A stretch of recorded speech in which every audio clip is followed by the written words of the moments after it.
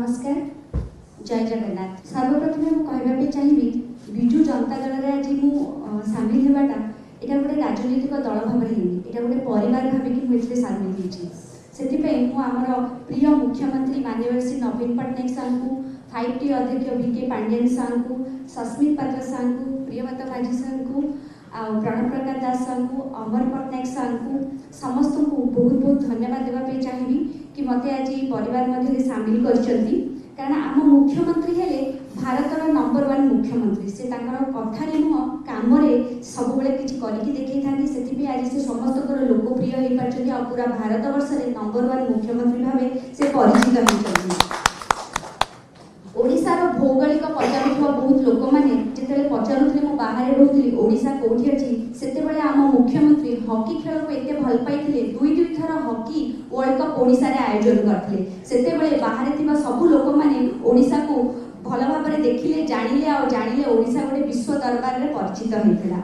1999 मसीह जिते बात्या आसला से ओडिशार मेरुदंड भांगी जाता किंतु आम मुख्यमंत्री दृढ़ संकल्प जो 2019-20 मसीह जिते फनी आसला से डिजास्टर मैनेजमेंट रे वर्ल्ड मैप रे ओडिशा नंबर 1 स्थान पाइला से केवल आम मुख्यमंत्री निस्वार्थपर भाव आउ कठोर परिश्रम जो आज ओडिशा ये जगह पहुंची।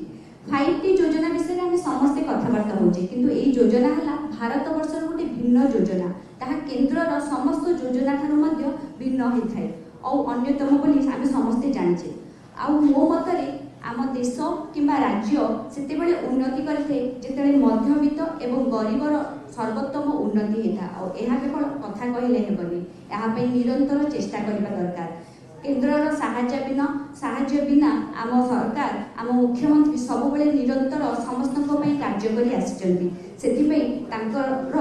निर्मल भावमूर्ति सब प्रेरित और आज विजु जनता दल में सामिल होती।